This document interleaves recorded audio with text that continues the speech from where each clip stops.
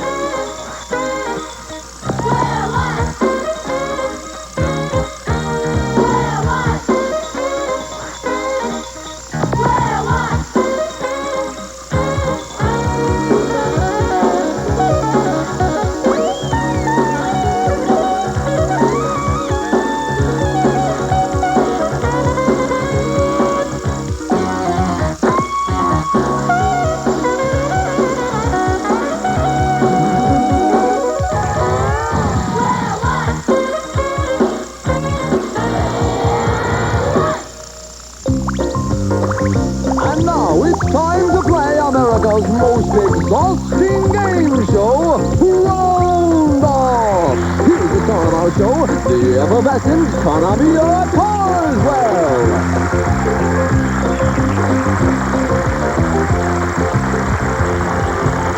Thank you, Bob Biggley. Thank you. Feeling good. And now let me introduce you to my charming assistant, Dan Uso Devine.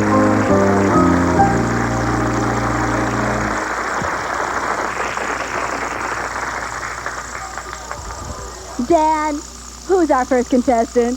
Well, Caramia, our first contestant is Barry Toadsworth from Oriskany, Colorado. All right. Way to go, Barry. Feeling good? Yeah, man. And where are you from? Well, I'm from Oriskany, Colorado. It's near Putnam. Uh-huh. What's that near? Oriskany. Well, no need to get excited, Barry. Plenty of time for that when the game gets started. All right, Barry. Dan, who's our next contestant? Our next contestant is Clorinda Bates from Oxtooth, Tennessee. All right. Hello, Clorinda. Hey, And what do you do? I'm an air traffic controller. Okay. Barry, now, you both know how to play the game. I will give you a number and ask you to round it off to the nearest 10, 100, or 1,000.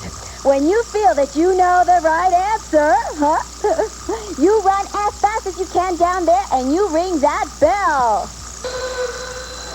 That's right.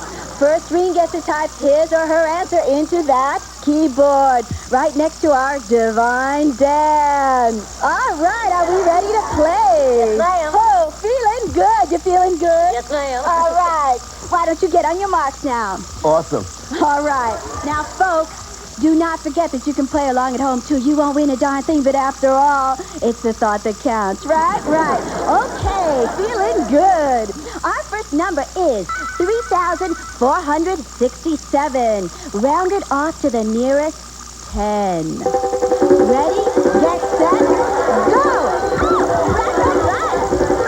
Right. Yay, Clorinda Bates.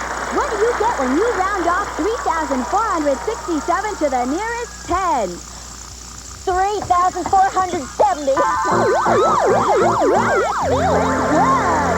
You rounded off 3,467 up to 3,470. All right, guys. Why don't you come back down here to your starting marks and we'll give you the next number. Come on down. All right. Our next number is 33,633. Now, I want you to round it off to the nearest 100. All right. Get ready, get set, go. Come on, set. All right, Barry, yay. Round off. 33,700, man. I'm sorry, Barry. Boo. Clorinda, care to take a crack at it? Gee, no thanks, Caramia. Oh, like my agent said, no guts, no glory. The correct answer would have been 33,600. 633 is closer to 600 than it is to 700. In this case, to get the correct answer, we had to round down. Okay, folks, ready for the next number? Come on down this way. All right, feeling good? I know I'm feeling great. Okay, our next number is 42,656. Now, I want you to round it off to the nearest 1,000. Okay, feeling good. Ready, get set, go! All right, run those feet up. Hey! That's fast little Corinda again. Round off. 42,000. Oh, I'm sorry, Clorinda. Boo. Barry, this is your big chance. 43,000, man. All right, that's correct. Yay! You rounded 42,656 to 43,000, the nearest 1,000. Way to go, Barry. Awesome, man. Like, what do I win? Win?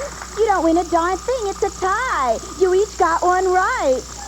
Well, then let's have another number. Sure. Oh, I'm sorry, Clorinda. I'm getting a little message over there from my producer, Freddie. Time is over. Why don't you guys join me down here, wishing the audience goodbye, and till next week, you join us on Round Off.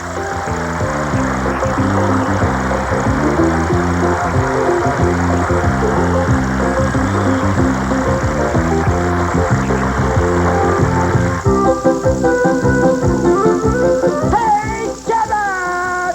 Must you be so loud? Hey, Kevin! What did you say? Wait a minute, I can't hear you. What did you say? Hey, Kevin! Would you cut that out? What do you got there? These are the 4 theater tickets you asked me to buy. Oh, great. How much do I owe you? I can't remember. What do you mean you can't remember? It's not that I can't remember, I just forgot. All right, let me see those tickets there. You see, we got 13, 13, 13, 13. Okay, you got 4 tickets, Right. $13 each. You want to figure the total of how much I owe you, multiply 13 times 4. Go. Well, 13 times 4 is the same as 4 times 13, so 13 times 4 is Right. the same as... I can't figure that out, that's too hard. All right, let me help you out here. If you want to multiply numbers, and it's too difficult to do in your head, you can round the numbers up to the nearest 10. Okay. Right. Okay, so 13 rounds up to 20. Right? 4 rounds up to 10, so 2 Right. times 20 is 200. Hey, that wasn't so bad, so you owe me $200. Right. Wait a second. A little high, don't you think? I think so. I don't think I spent that much money. I don't think so either. $200. All right, let's try rounding down, okay? That's fair to me. 13 rounds down to 10, right? And 4 rounds down to 0, right? Now, 10 times 0 is 0, right? Means I owe you nothing. Thanks a lot.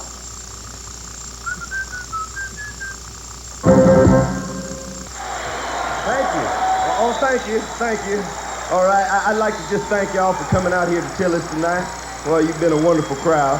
And I'd like you to think about something when you're driving home tonight. You're going to find yourself at the convenience store. You're going to be scrounging over those pennies and dimes and nickels over that carton of milk. And I want you to just think about one thing. Round it off.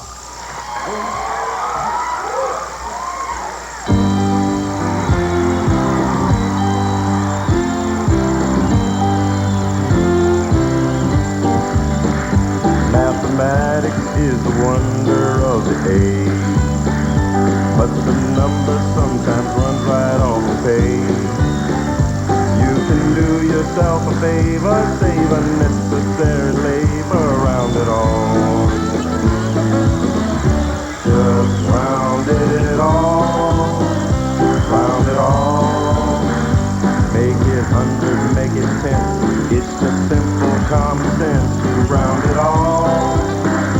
Round it all to the nearest whole number. Round it all.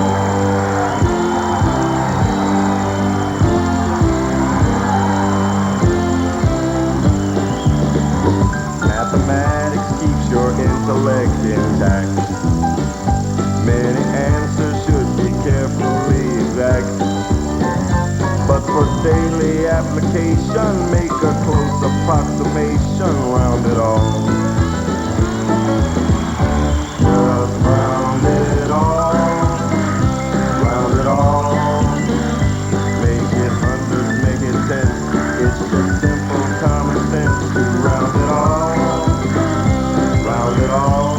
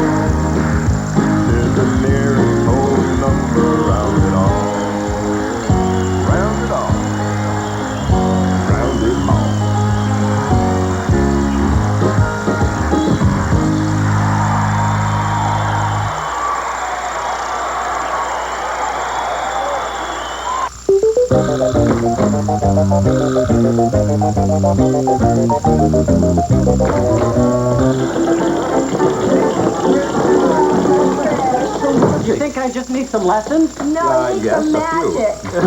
I don't think even magic would help there. Now, I'll tell you what, Chris. We're going to do something that requires mentalism. Ooh, that May I read sounds- your mind? Okay, I want you at least think of a number.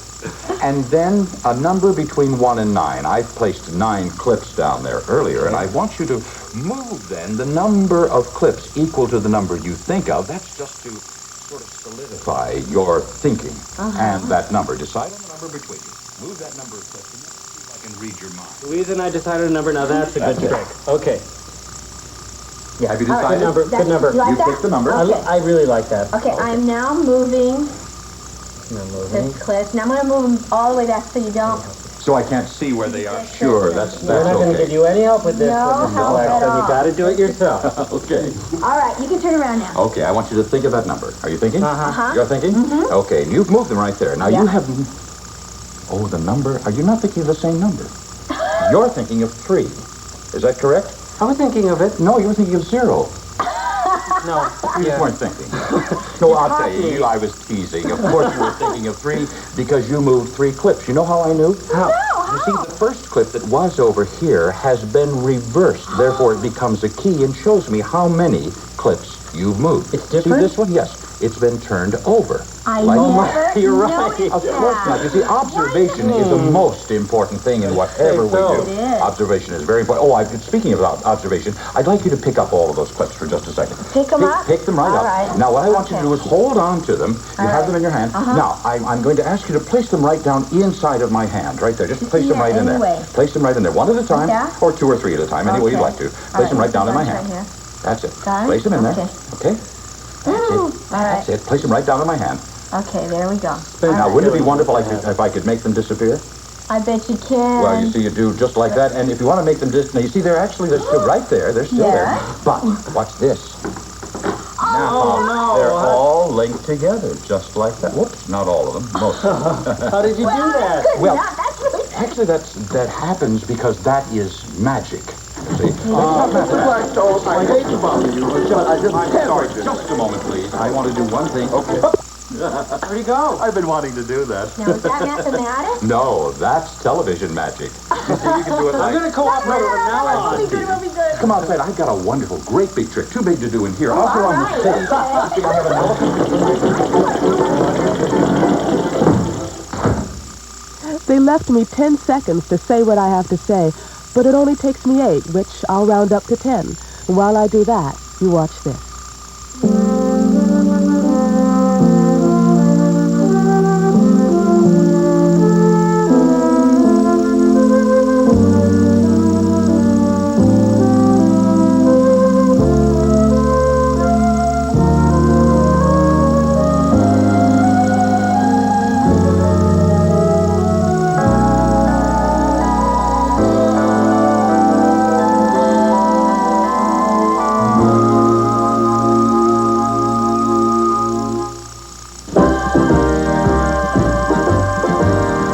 The story you are about to see is a fib, but it's short.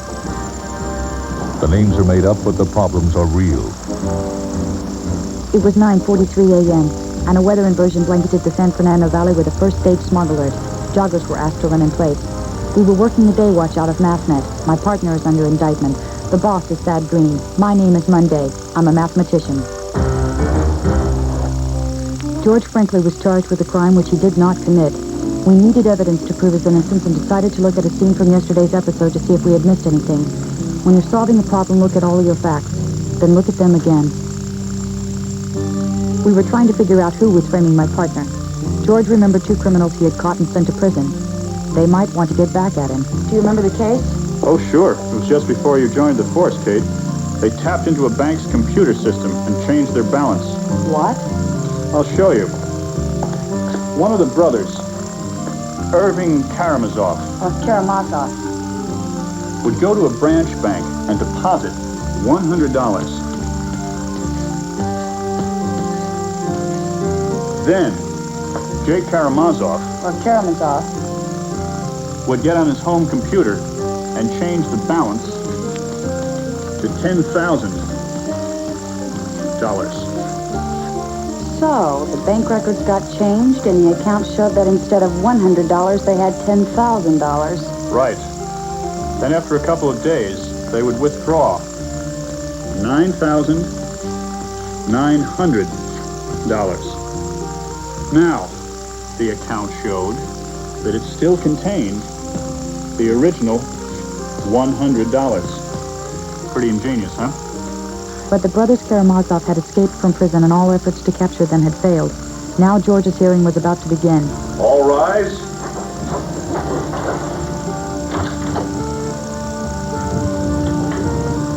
The 13th District Court is now in session. The Honorable Herman Hoffman presiding.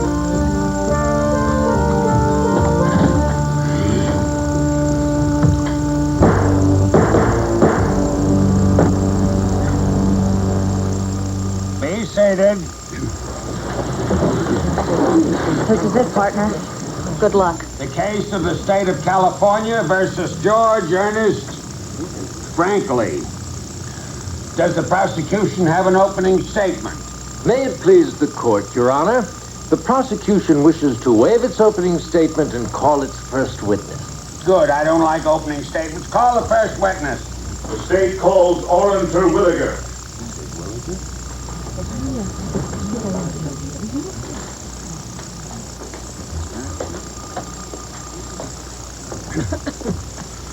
Do you swear to tell the truth, the whole truth, and nothing but the truth, so help you gosh?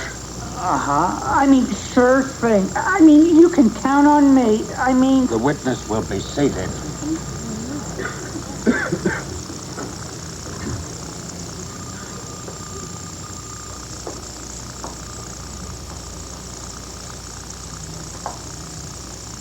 You are a bank teller, are you not? Yes!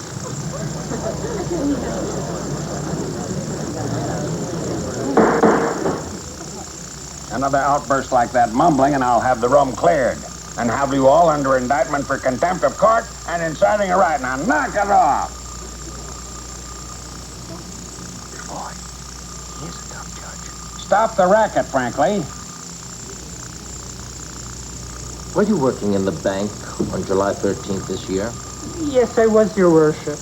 Will you tell the court exactly what happened on or about noon of that day? Yes, sir. I was doing my job, foreclosing, repossessing, disapproving loans, when suddenly a man approached my window and handed me a note. And what did the note say? It didn't say anything. I had to read it. A little courtroom humor.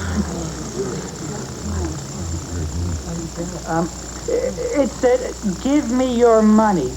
I'm paraphrasing. If it please the court, the state would like to offer in evidence a videotape recording showing exactly what happened on the day in question. Yes, that's okay with me. Mark that Exhibit A, and don't lose it this time.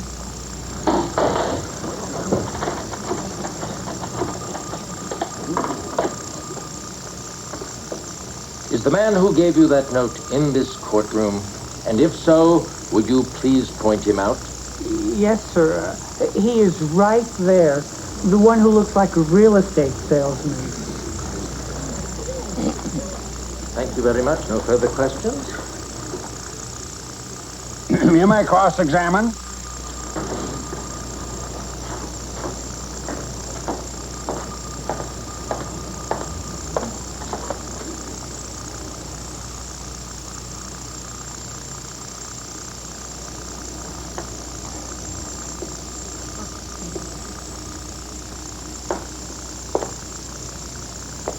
Mr. Terwilliger, what did you do before you were a bank teller?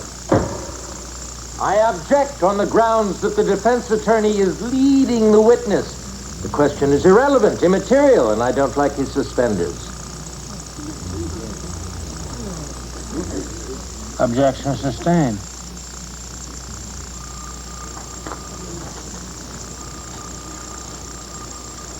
No further questions, Your Honor.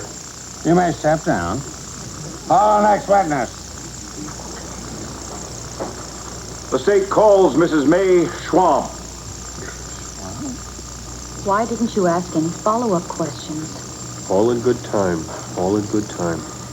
Do you swear to tell the truth, the whole truth, and nothing but the truth, so help you gosh? Oh, I do.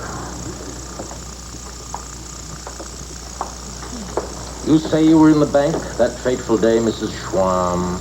Yes, the bank had just foreclosed on me, and I was a little upset having nowhere to live. I didn't know. Are you still living in this area? For the nonce. I may go to live with my sister in the Big Apple. You have a sister living in New York? No. She's living in an orchard in Apple Valley. Get on with it. Does she know the defendant? Yes, I do, Your Honor. He was in back of me at the bank. Then I saw him later in the parking lot. What happened? Well, I was in the parking lot when all of a sudden, that man... Are you perchance referring to the defendant? The one in the sensible shoes. He comes running out carrying 2 bags of money, throws them in his car, and splits. Did you get his license number? You mean did I swipe his plates off the car? Oh, get on with it. Sorry. Little courtroom humor. Yes, I got the number. 123 NSF. No further questions, Your Honor. Cross-examine? No, Your Honor, but I would like the privilege of recalling the witness at a future date. Denied, frankly. Do it now or never. No further questions, Your Honor. The state calls to witness Mr. Desmond Ratseller. Ratseller?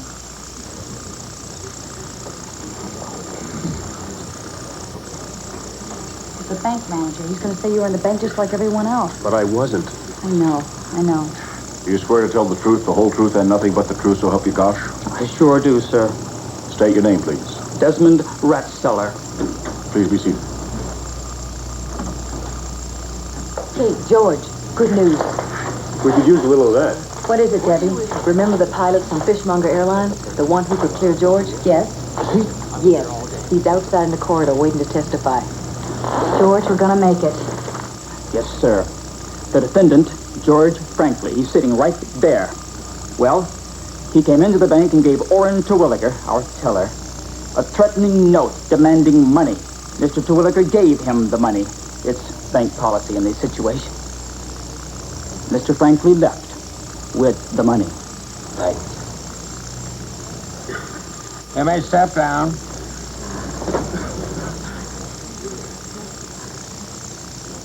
And so, Your Honor, yet another witness willing to testify to the fact that George Ernest Franklin was in and did rob the next to the last National Bank on the date in question.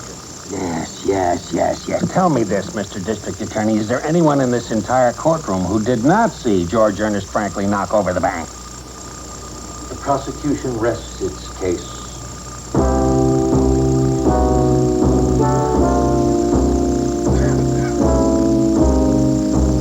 The defense may call its first witness.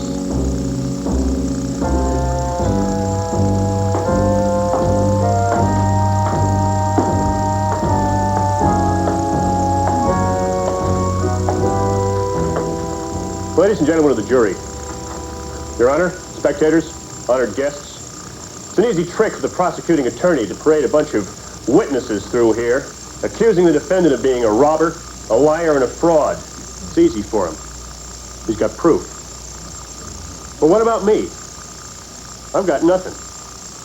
However, I do have one witness who can prove beyond a shadow of a doubt that I could not have been in Los Angeles on the day of the robbery. I call to the stand the owner and chief pilot of Fishmonger Airlines, Mr. Wiley Monger. I'm so glad.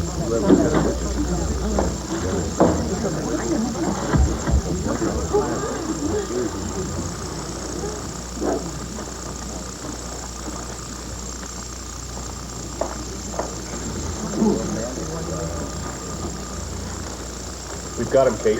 I've never seen this man in my life, and he's never seen me. Knock him dead, partner.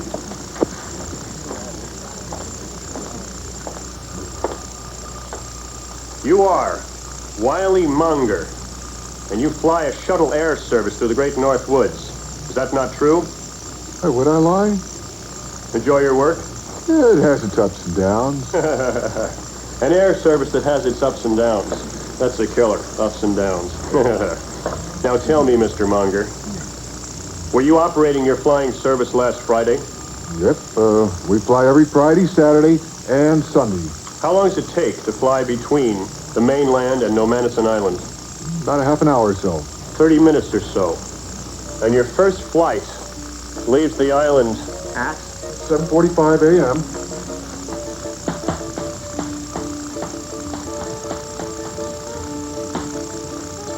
If the flight is half an hour long, it would arrive at the mainland at? 8:15. Right. 8:15. So it would be possible for you to fly a man from the island to the mainland on the day in question and get him there in time to drive 3 hours to Los Angeles in plenty of time to rob the bank. No problem at all. Now, let me ask you this question, Mr. Munger. Have you ever seen me before? Not since last Friday when I flew you from the island to the mainland, saw you get in your car and drive to L.A. Why?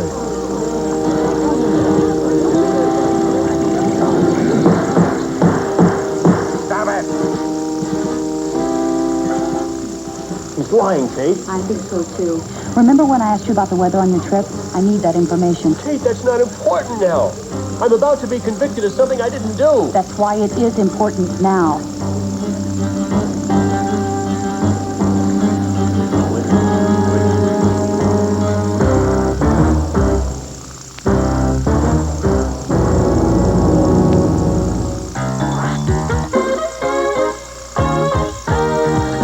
Now, don't get angry at me, JB, but I think the only factors of 101 are 1 in 101 is fail. A prime number? Tarnation.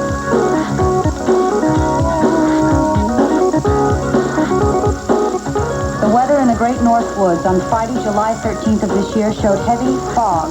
An airplane could not have taken off or landed under those conditions. 100% of Square One TV is a production of the Children's Television Workshop. This program